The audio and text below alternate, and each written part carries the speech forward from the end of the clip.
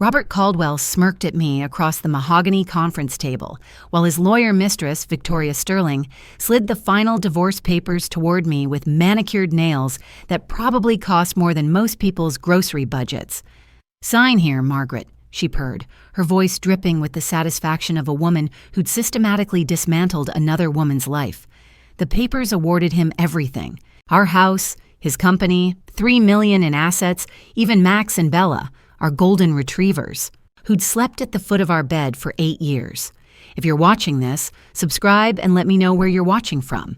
Let me back up and tell you how a 63-year-old woman who'd spent 38 years building a life with someone could end up sitting in a law office, watching her entire world get redistributed to the man who'd been cheating on her with his attorney. Because trust me, the irony wasn't lost on me that the woman destroying my marriage was literally a lawyer. It started 6 months ago when I noticed Robert working late more often. Not unusual for the CEO of Caldwell Industries, except these weren't client dinners or board meetings. These were private consultations with Victoria Sterling, Esquire, who specialized in corporate law and apparently stealing husbands. I discovered their affair the way most wives do, by accident. Robert's phone buzzed during dinner with a text that made him smile in a way he hadn't smiled at me in years. The text was from V. Sterling and read, "Can't wait to feel you inside me again. Now, I may be in my 60s, but I wasn't born yesterday." I knew exactly what kind of consultation that was. When I confronted Robert, he didn't even have the decency to look ashamed. "Margaret, we've grown apart," he said, as if our marriage was a garden he'd simply forgotten to water. Victoria understands my ambitions. She shares my vision for the company's future. What he meant was, she's young, she's hungry, and she's willing to do things you're not. I got it. Men like Robert always trade up when they hit 65, as if a younger woman could somehow reverse the aging process for them too. But here's what really burned me up. I'd helped build Caldwell Industries from a 3-person construction company into a multi-million-dollar enterprise. While Robert charmed clients and played golf, I managed the books, handled HR, and put in 60-hour weeks without a single stock option or official title. I was the woman behind the curtain, and now the curtain was being pulled away to reveal nothing, at least nothing with my name on it. Victoria had done her homework thoroughly. Since the company was incorporated under Robert's name before our marriage, I had no legal claim to it. The house purchased with company funds would go to him, our joint accounts. He'd been slowly draining them for months, moving money into offshore accounts that his brilliant attorney had somehow made disappear on paper. "You'll receive spousal support," Victoria said, her tone suggesting she was being generous. $1,500 a month for 2 years, $1,500 a month to the woman who'd given up her own career to build his empire. I looked at Robert, this man I'd loved since I was 25, and saw a stranger. His salt and pepper hair was perfectly styled, his custom suit impeccable, his gold watch catching the afternoon light streaming through the law office windows. He looked successful, powerful, untouchable. "Sue me," he said with that same smirk when I asked about the missing $3 million from our retirement accounts. "I own this town, Margaret. My lawyers will tie you up in court for years, and you don't have the money to fight me." That's when Victoria leaned forward with her closing argument. Of course, there's also the matter of the dogs. Robert has documented their care expenses through the company. Technically, Max and Bella are corporate assets. Corporate assets. My dogs. The only living things in that house who still loved me unconditionally, and she was calling them corporate assets. I signed the papers because what choice did I have? I was broke, alone, and apparently, according to the state of Connecticut, completely invisible. But as I walked out of that office, my entire life condensed into one small suitcase. I remembered something my grandfather Henry used to say, "Maggie girl, sometimes you have to lose everything to find out what you're really made of." I was about to find out exactly what Margaret Caldwell was made of, and Robert was going to be very, very sorry he'd underestimated me. The moving truck pulled away from what used to be my house at exactly 2:47 p.m. on a Thursday. I know the exact time because I was sitting in my 10-year-old Honda Civic watching strangers load my entire life into a vehicle that would drive it to a storage unit I could barely afford. Robert stood in the doorway with Victoria, his arm around her waist. both of them watching my humiliation with the satisfied expressions of people who'd executed a perfect heist. The really twisted part, they were moving her into my house that same weekend. I knew this because our neighbor Helen had texted me about the moving truck she'd seen.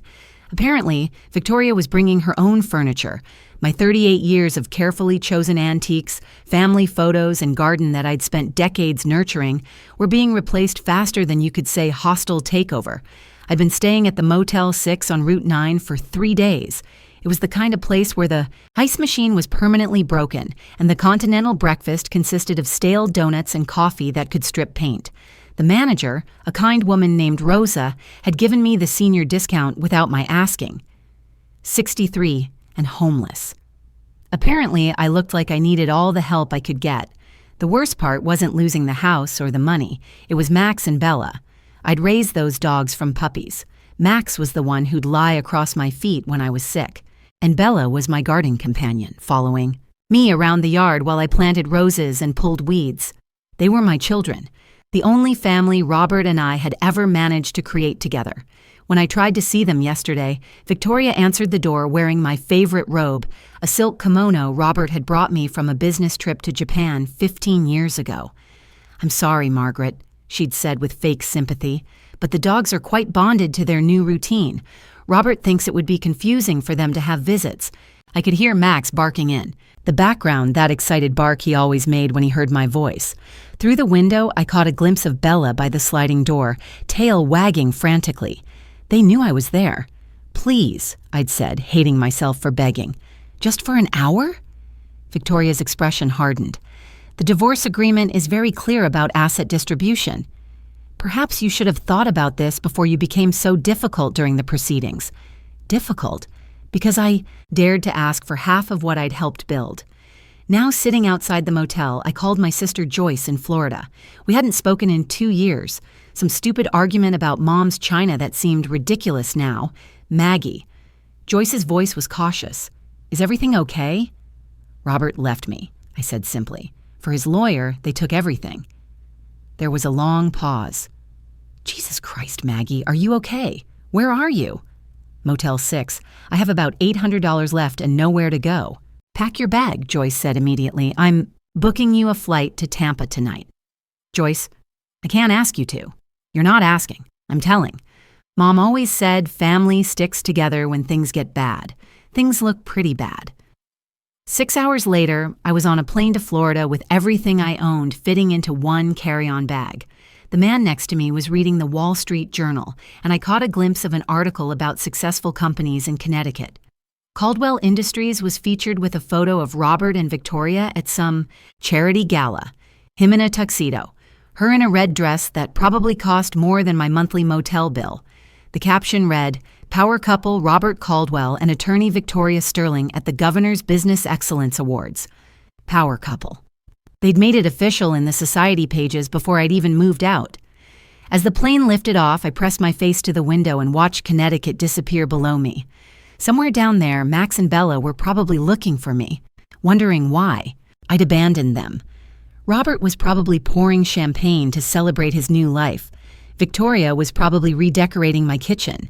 But here's what none of them knew. Grandfather Henry had taught me something about patience. He used to say, "The best revenge is patience, Maggie girl. Plant your seeds quietly, water them consistently, and wait for harvest time." I had no idea what seeds I was planting or when harvest time might come. All I knew was that 63 wasn't dead, broke wasn't permanent, and underestimating Margaret Caldwell had always been a mistake. Robert was about to learn that lesson the hard way. Joyce's guest room had lavender walls and a collection of ceramic dolphins that would have horrified my former interior designer. After 5 days of sleeping on sheets that smelled like fabric softener and listening to my sister's cats purr outside my door, I was starting to feel almost human again. Almost. Joyce worked as a medical billing specialist from home, which meant she was there to witness my daily breakdown routine. Coffee, tears, CNN, more tears, lunch, phone calls to lawyers who couldn't help me, and afternoon naps that lasted until dinner. It wasn't my finest period. "You need to get out of this room," Joyce announced Friday morning, armed with coffee and what looked like a mission. "We're going to handle Grandpa Henry's paperwork today." Grandfather Henry had died 6 months ago at 94, sharp as a tack until the end. I'd been so consumed with Robert's betrayal that I'd barely processed the grief.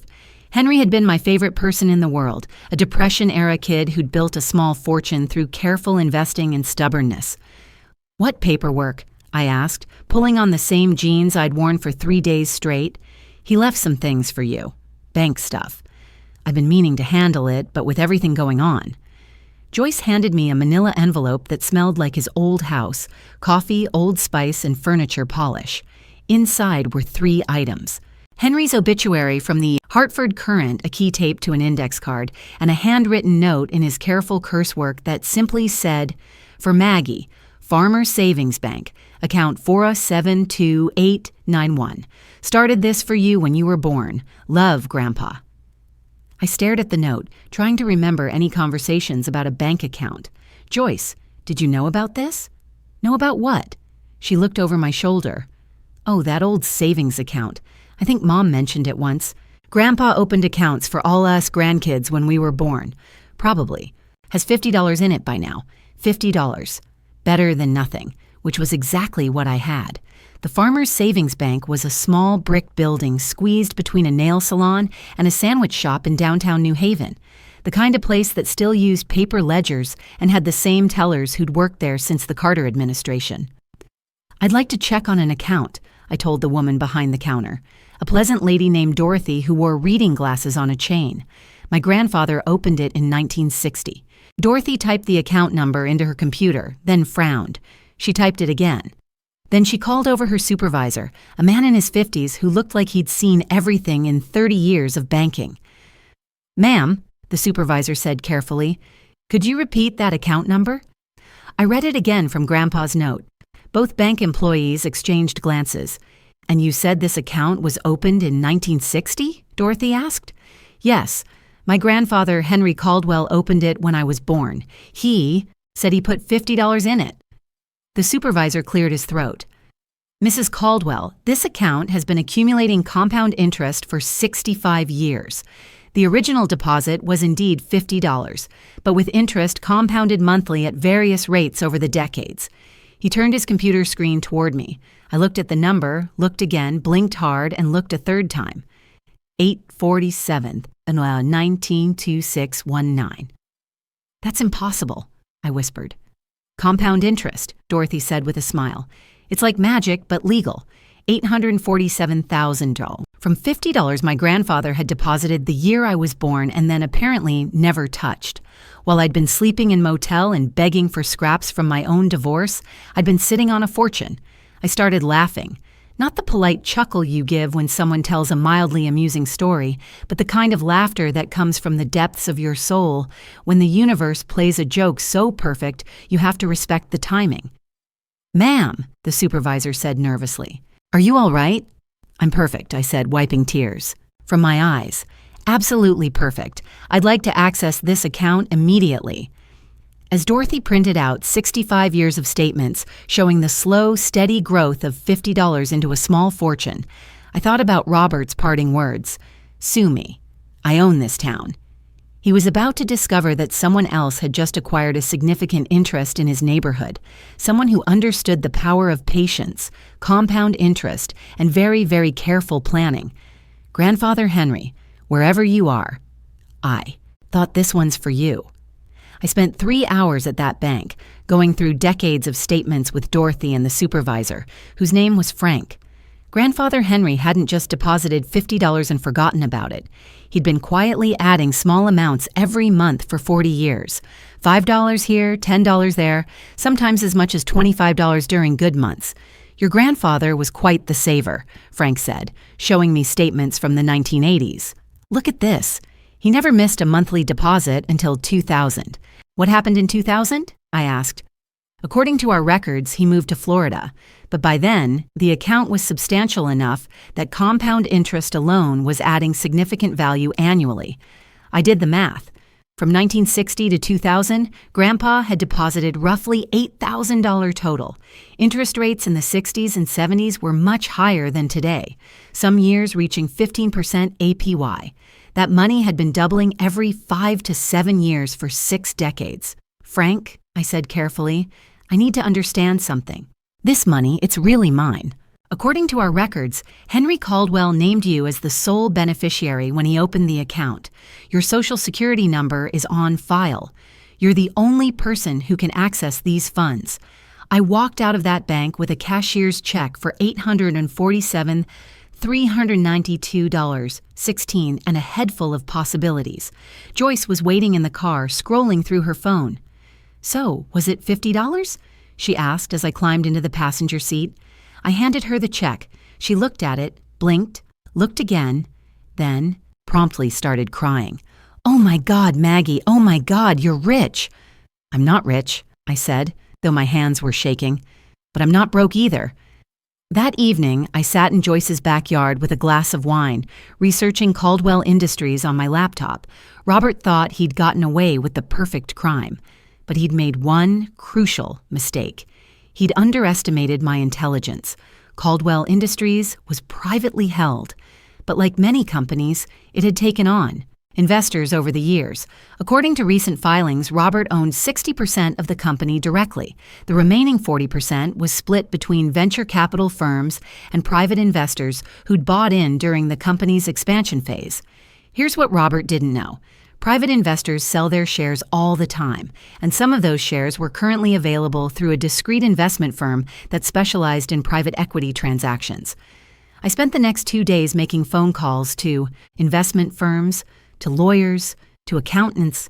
I learned about shell corporations, anonymous purchases, and exactly how someone could acquire a significant stake in a private company without the current leadership knowing who was buying.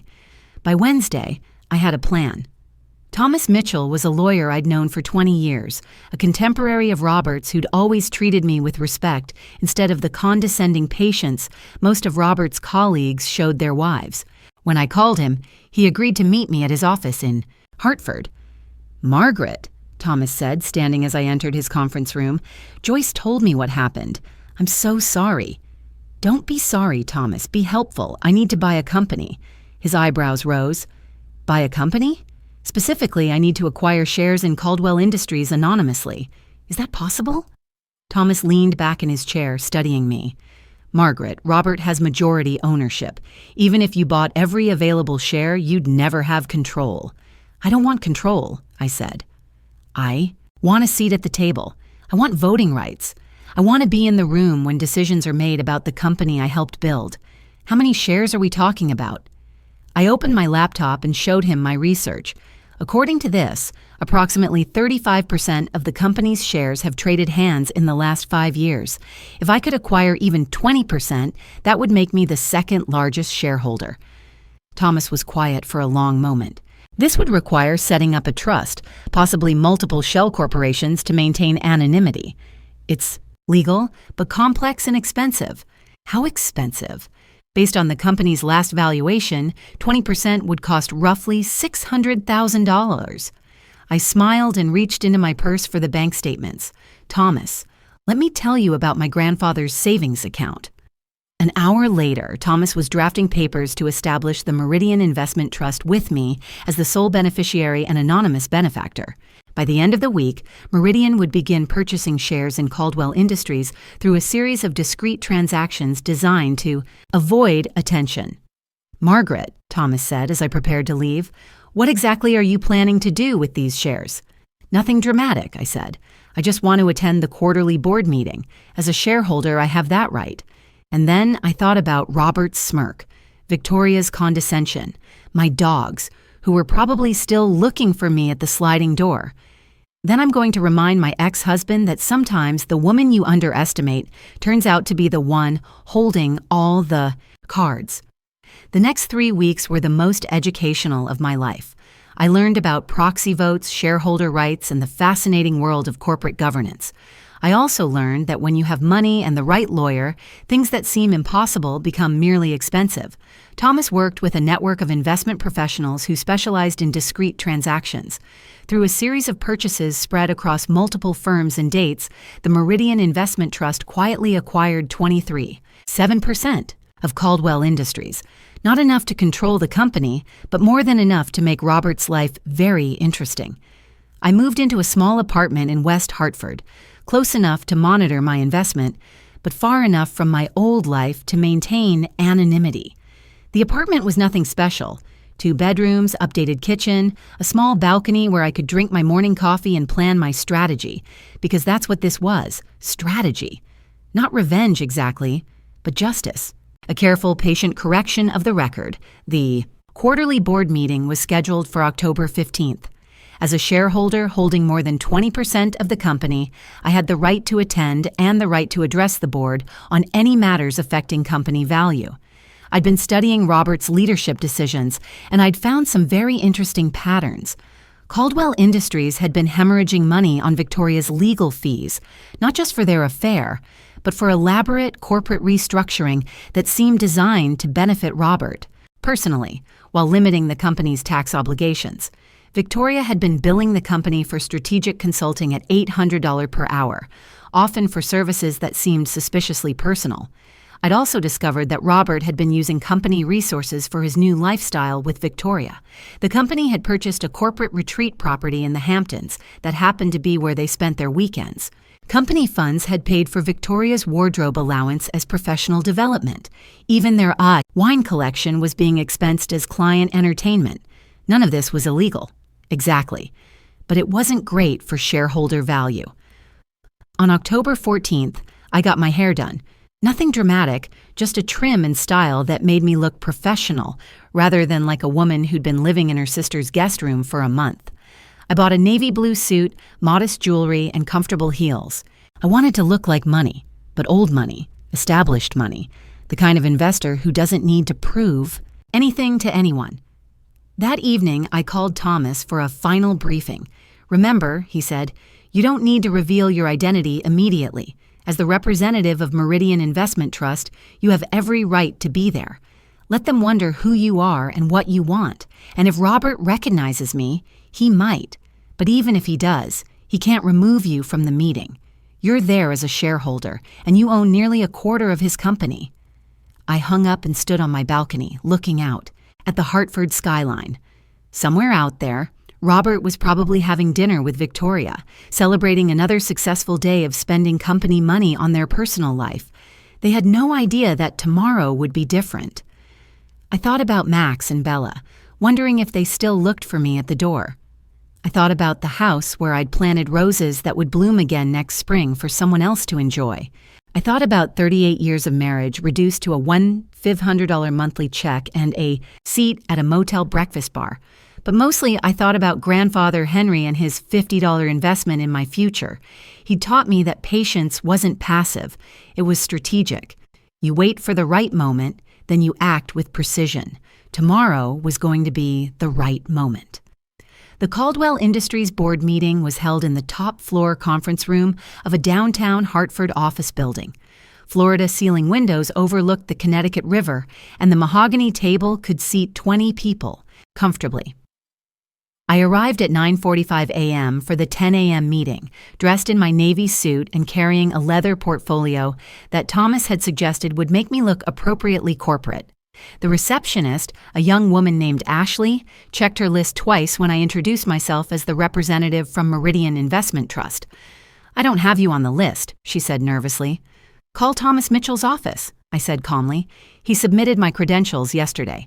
While Ashley made phone calls, I stood by the windows and watched the morning traffic below. I felt remarkably calm for someone about to detonate a bomb in her ex-husband's perfectly orchestrated new life. Ms. Ashley paused, realizing she didn't have my name. "Smith," I said. "Margaret Smith. Miss Smith." "Mr. Mitchell's office confirmed your registration. Conference room A is just down the hall." I walked into that conference room like I belonged there, which legally I did. The board consisted of 7 people. Robert, at the head of the table, Victoria too. His right as corporate counsel, and 5 other board members I recognized from various business functions over the years. Robert was reviewing papers and didn't look up when I entered. Victoria glanced at me with the polite disinterest she reserved for people who weren't worth her attention. "Good morning," I said, taking a seat near the middle of the table, Margaret Smith representing Meridian Investment Trust. That's when Robert looked up. His face went through a fascinating series of expressions: confusion, recognition, shock, and finally a carefully controlled anger. "Margaret," he said slowly, "what are you doing here?" "Representing my client's interests," I replied smoothly. "Meridian Investment Trust holds a significant stake in this company." Victoria leaned forward. "I'm sorry. What company are you referring to?" I smiled at her with the same fake politeness she'd used when denying me access to my dogs. Caldwell Industries, of course. Meridian Trust purchased 7% of outstanding shares over the past month. The silence in that room was beautiful. Robert's face had gone pale. Victoria was frantically typing on her phone, and the other board members were looking between us like spectators at a tennis match. "That's impossible," Robert said finally. "I would have been notified of any major purchases only if the purchases exceeded the notification threshold in a single transaction," I said, consulting my notes. "Multiple smaller purchases through different firms don't require disclosure until the USI quarterly reporting period, which is today." Victoria's voice was tight. "Who exactly is Meridian Investment Trust?" I looked directly at her, remembering her red dress in my house, her hands on my husband, her voice saying the dogs were corporate assets. "I am," I said simply. Robert stood up so quickly, his chair rolled backward. "This is unacceptable. You can't just buy your way into my company." "Our company," I corrected. "And actually, I can. Corporate law is quite clear on shareholder rights, as I'm sure your counsel can confirm." All eyes turned to Victoria, who looked like she was frantically trying to remember everything she'd ever learned about securities law. "This we need to verify the legitimacy of these purchases." "Of course," I said, sliding a folder across the table. "Thomas Mitchell prepared all the documentation. Everything is perfectly legal and properly filed." For the next 2 hours, I sat quietly while they scrambled to understand how Margaret Caldwell, the woman they'd dismissed as a powerless ex-wife, had become the second largest shareholder in Robert's company. I listened to them discuss damage control, legal challenges, and whether my purchases could be reversed. They couldn't be. Thomas had done his homework too well. Finally, Robert turned to me, with the expression of a man who just realized he'd been playing chess while his opponent was playing three-dimensional space war. "What do you want, Margaret?" I smiled and opened my portfolio to the first item on my agenda. "Well, Robert, since you asked, I'd like to discuss the company's recent expenditures on legal fees, corporate retreats, and professional development. As a shareholder, I'm concerned about the efficient use of corporate resources." Victoria's face went white. She knew exactly which expenditures I meant. "But first," I continued, "I think we should address the company's pet policy. I understand Caldwell Industries recently acquired some corporate assets that might be better classified as personal property." Robert's jaw tightened. "You can't be serious." "Oh, I'm very serious. In fact, I think Max and Bella would be much happier in a more appropriate environment. Don't you?" That's when I knew I had won.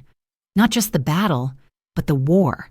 Because Robert was finally beginning to understand what it felt like to be completely, utterly powerless while someone else held all the cards, and we were just getting started.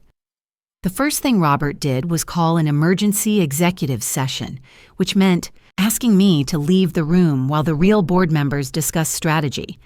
The second thing he did was make the biggest mistake of his corporate career.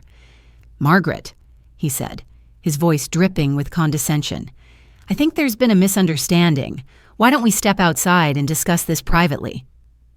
I looked around the table at the 5 other board members, all of whom were watching this family drama unfold with the fascination of people witnessing a spectacular car accident. "Actually, Robert, I'd prefer to keep our discussions transparent. After all, this is a business matter now, not a personal one." His face flushed red. "Fine, board members only." "I am a board member," I said calmly. "With 23.7% ownership, I have automatic voting rights and meeting participation privileges." Victoria cleared her throat. "Robert, she's technically correct." The look he gave her could have melted steel. This was their first crack.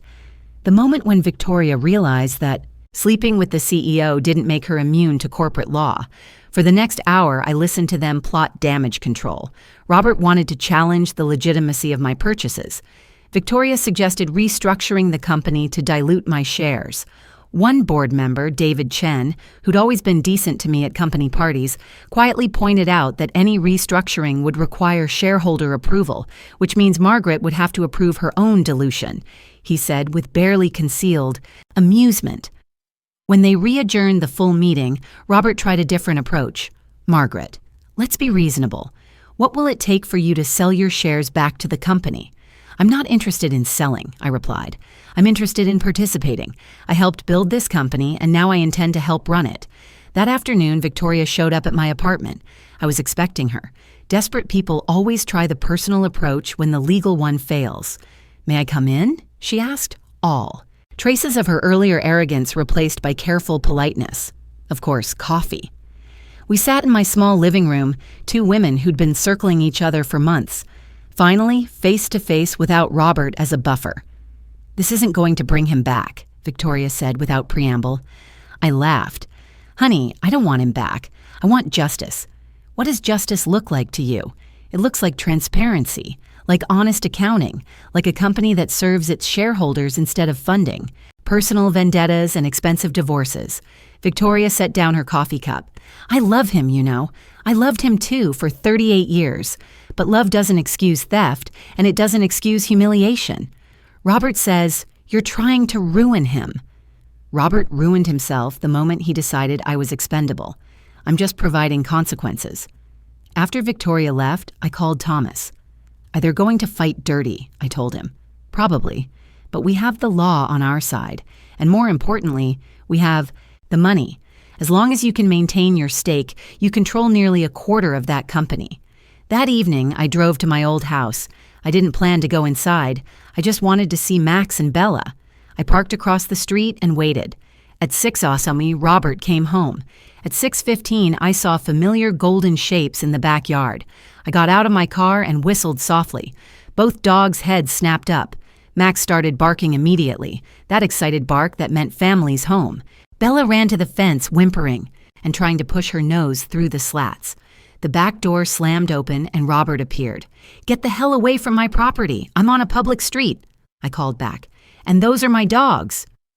The divorce agreement says otherwise. The shareholder agreement says I have a lot of new rights. We should probably discuss that soon. I got back in my car and drove away, but not before I saw the look on Robert's face. For the first time since this whole nightmare began, he looked scared. Good. It was about time. The next 3 weeks were a masterclass in corporate warfare. Robert hired additional lawyers to find loopholes in my stock purchases. Victoria billed the company $127,000 in legal fees for shareholder dispute resolution. They even tried to call a special board meeting to vote me out until David Chen reminded them that removing a shareholder required cause and being the ex-wife wasn't legally sufficient. Meanwhile, I was learning exactly how deep Robert's financial misconduct went. As a major shareholder, I had the right to examine company books. What I found made my divorce settlement look like pocket change. Over the past 2 years, Robert had used company funds to purchase a $2.3 million corporate property in Martha's Vineyard that he and Victoria used exclusively. He'd bought her a BMW under executive vehicle allowance. He'd even expensed their couple's therapy as executive counseling services. But the really interesting discovery was Victoria's billing pattern. She'd been charging the company for legal work that had nothing to do with Caldwell Industries, immigration cases, personal injury suits, even divorce proceedings for other clients, all billed to Robert's company at premium corporate rates.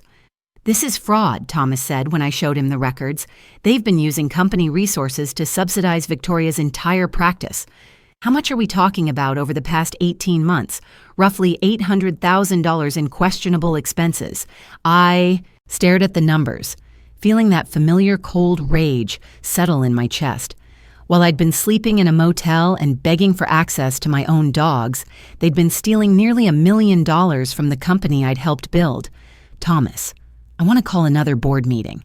What's your agenda? Corporate accountability, financial transparency, and a motion to replace Robert as CEO.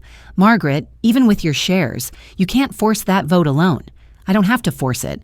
I just have to present the evidence and let the other board members decide if they want to be accessories to embezzlement. The November board meeting was very different from October's. This time, I arrived with 3 boxes of documentation, a forensic accountant, and a detailed presentation about fiscal responsibility and shareholder value. Robert and Victoria sat at one end of the table like defendants at their own trial. The other board members looked increasingly uncomfortable as I walked them through 2 years of questionable expenditures. This Martha's Vineyard property, I said, clicking through photos on my laptop, was purchased with company funds, but used exclusively for personal vacations. The vehicle allowance for Ms. Sterling exceeds the CEO's own transportation budget, and these legal fees. I let the silence stretch while they absorbed the numbers. "Are you suggesting criminal activity?" asked Maria Santos, the board's financial oversight member. "I'm suggesting a pattern of using corporate resources for personal benefit without proper board approval or shareholder notification." Victoria finally spoke up. "These expenses were all properly categorized." "By whom?" I interrupted. "By the attorney who was billing for services she never provided." Robert slammed his hand on the table. "This is harassment. You're using your position to wage a personal vendetta. I'm using my position to protect my investment, something you should have been doing all along." David Chen leaned forward. "Margaret, what exactly are you proposing? Full financial audit, immediate reimbursement of personal expenses charged to the company, and new leadership oversight to ensure this doesn't happen again. You want me removed as CEO?" Robert said flatly. "I want you accountable as CEO. Whether you can remain in that role depends on your willingness to accept proper oversight." The vote wasn't even close. 5-2 in favor of the financial audit, with only Robert and Victoria dissenting. 43 in favor of establishing a financial oversight committee with full authority to review and approve executive expenses. I was elected chair of that committee by unanimous vote, -2 abstentions. As the meeting ended, Robert cornered me in the hallway. "This isn't over, Margaret." "You're right," I said. "It's not because next month I'm calling for a vote on CEO compensation packages. Did you know your salary has increased 340% in the past 5 years, while company profits have stayed flat?" His face went white. "You can't do this. Watch me." That evening, I had dinner at a small restaurant near my apartment. As I was leaving, I got a text from an unknown number. "Check your email. A friend." The email contained a single attachment, a private investigator's report on Victoria Sterling's law practice. Apparently, someone else had been watching my ex-husband's girlfriend, and they'd discovered something very interesting. Victoria Sterling was being investigated by the State Bar Association for billing irregularities. Multiple clients had complained about being charged for work that was never performed. Her law license was under review. I smiled and forwarded the email to Thomas. Robert thought he'd won the game by choosing a smart, ambitious attorney as his partner. He'd actually chosen a criminal. The State Bar investigation became public the following Monday. The Hartford Courant ran a front-page article, "Prominent attorney under investigation for billing fraud." By Tuesday, 3 more clients had come forward with complaints against Victoria Sterling. Robert's first instinct was to circle the wagons. "It's a misunderstanding," he told the board in an emergency conference call. "Victoria's practice is completely separate from Caldwell Industries. Except for the $800,000 in questionable legal fees she's charged our company," I replied. "That makes it very much our business." The board voted to suspend all payments to Victoria's firm pending the outcome of the investigation. They also voted to hire an independent attorney to review all of her previous work for the company. Robert was furious but helpless. My 23.7% stake, combined with the growing concerns of other board members, meant I could block any decision I didn't approve of. But Robert wasn't going down without a fight. Thursday morning, I woke up to find a private investigator sitting in a car outside my apartment building. By afternoon, there were 2. Robert was having me followed, probably looking for anything he could use to discredit me or challenge my stock purchases. He wouldn't find anything because there wasn't anything to find, but the intimidation attempt told me he was getting desperate. Friday afternoon, Victoria showed up at my apartment again. This time, she looked different. Haggarded, stressed, her usually perfect appearance showing cracks. "I need to talk to you," she said. "About what?" "About Robert. About the company, about things you don't know." I let her in, curious, despite myself. "The bar investigation isn't going away," she said without preamble. They're going to find irregularities because there are irregularities. Robert knew about them. That was interesting. What kind of irregularities? I've been using company funds to pay personal debts, credit cards, my mortgage, even my daughter's college tuition. Robert approved all of it. Why are you telling me this? Victoria's composure finally cracked. Because he's throwing me under the bus. His new attorney is claiming I acted independently, that he had no knowledge of the billing discrepancies. He's going to let me lose my license to save himself. I studied her face, looking for signs of deception. She looked genuinely terrified. What do you want from me, Victoria? Help. Testimony that Robert was involved in the financial decisions. In exchange, I'll tell you everything about how he's been manipulating company finances. Why should I trust you? Because, she said, tears starting to flow. I'm about to lose everything, and you're the only person with both the knowledge and the power to make this right. 2 hours later, Victoria had given me enough evidence to bury Robert's career permanently. Offshore accounts, kickback schemes with contractors, even a complex insurance fraud involving the Martha's Vineyard property. He's been planning to sell the company. She told me there's a buyer lined up, a private equity firm. Robert was going to take the money and disappear, leave all the legal problems behind. When? January. The sale was supposed to go through after the holidays. I called Thomas immediately. Emergency board meeting tomorrow. What's the agenda? CEO removal for cause, and I need you to freeze all executive compensation, pending the investigation. That evening, I sat on my balcony with a glass of wine and thought about justice. It's a funny thing. You spend your whole life believing that good behavior gets rewarded and bad behavior gets punished. But then, life teaches you that sometimes bad behavior just gets more creative. But sometimes, if you're patient and smart and very, very careful, justice finds a way. Robert had made one mistake after another, underestimating me, trusting Victoria completely, and believing that money and power made him untouchable. Tomorrow, he was going to learn how wrong he'd been. The December board meeting was standing room only. Word had leaked about Victoria's cooperation with the investigation, and Robert arrived, with his own attorney, a sharp-dressed woman from Hartford who specialized in executive protection cases. I arrived with Thomas, Victoria, and a box of evidence that would have made the FBI proud.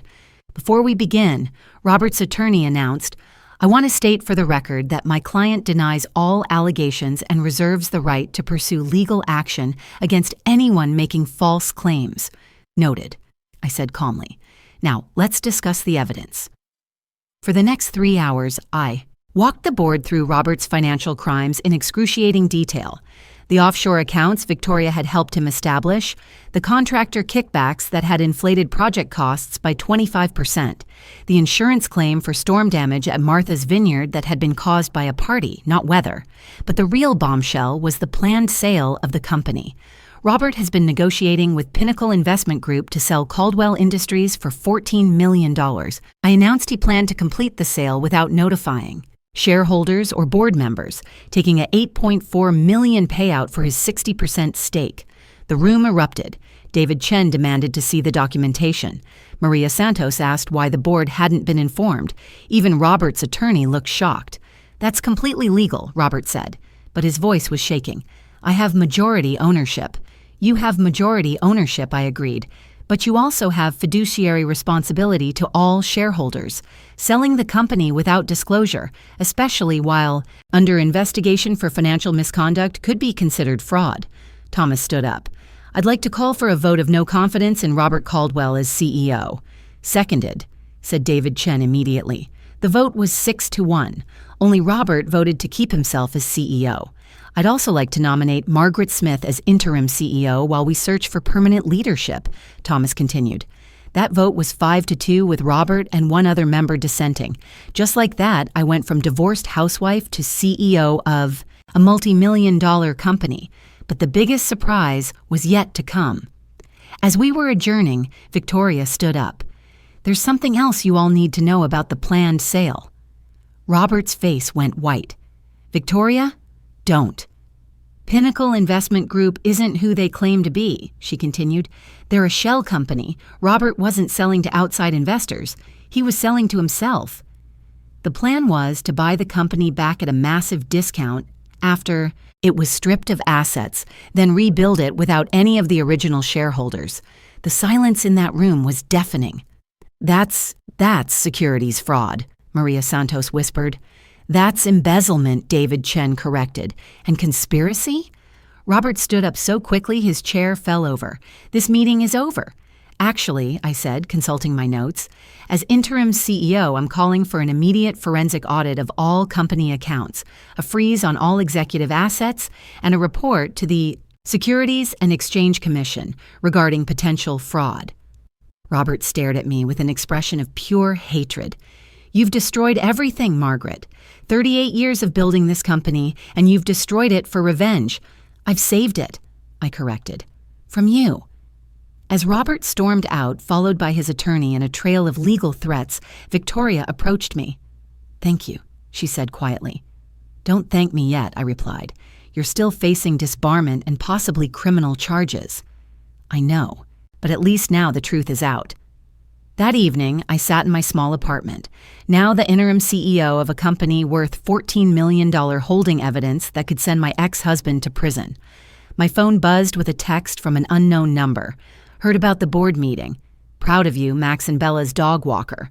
I smiled. Someone was looking out for my dogs, and someone else was making sure I knew they were okay. Tomorrow would bring new challenges. Running a company, dealing with investigations, probably more legal, threats from Robert. But tonight, for the first time in months, I felt like Margaret Caldwell again. Not the discarded wife, not the homeless woman in a motel, but the woman who'd helped build something valuable and was now in a position to protect it. Justice, it turned out, was even sweeter than revenge. 6 months later, I was sitting in the CEO's office of Caldwell Industries, reviewing quarterly reports that showed a 23% increase in profitability since Robert's departure. Turns out when you stop using company, funds to subsidize executive vacations, and fake legal fees, the bottom line improves dramatically. The SEC investigation had concluded with Robert paying $2.3 million in fines and agreeing to a lifetime ban from serving as a corporate officer. Victoria had lost her law license but avoided criminal charges in exchange for full cooperation with prosecutors. The Martha's Vineyard property had been sold with proceeds returned to company coffers. But the best part of my day happened at 5:30 p.m. when my assistant knocked on my office door. Your visitors are here, Miss Caldwell. Max and Bella burst through the door like furry torpedoes, nearly knocking me over with enthusiastic greetings. Behind them walked David Chen, who'd become the company's board chairman and had personally driven to my old house to retrieve my dogs when Robert moved out. How are my best executives? I asked, rubbing behind Max's ears while Bella tried to climb into my lap. They missed you, David said. The whole neighborhood knew they weren't where they belonged. Getting my dogs back had required one final legal maneuver.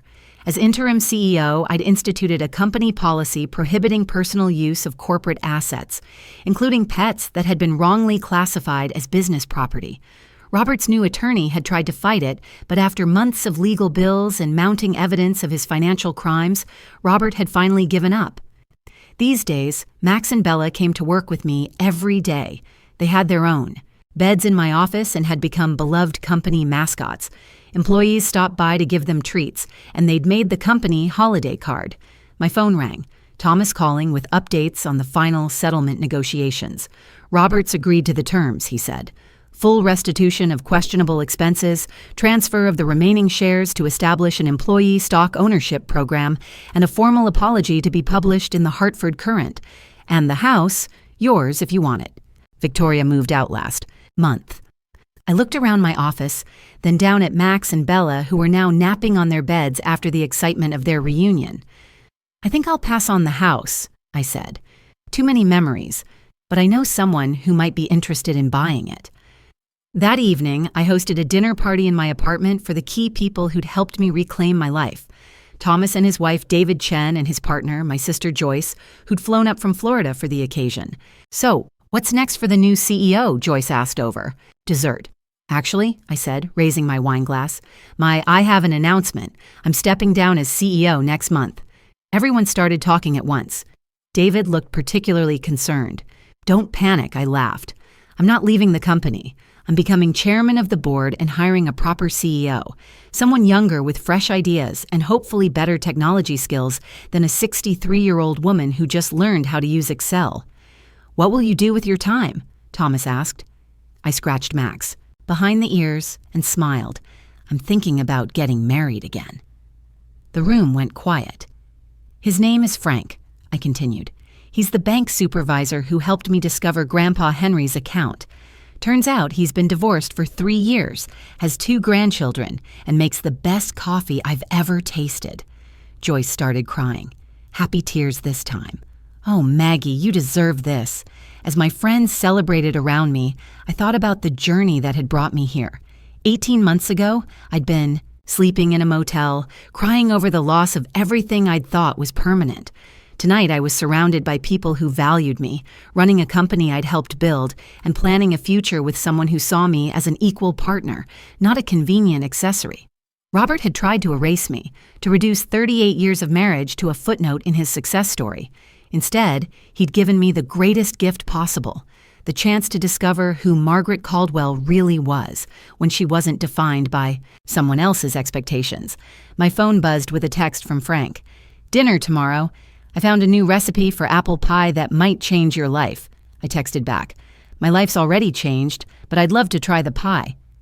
Max looked up at me with those golden retriever eyes that seemed to understand everything. Yes, I told him. We're all going to be just fine. Sometimes you have to lose everything to realize you never needed it in the first place. Sometimes the best revenge is simply living well.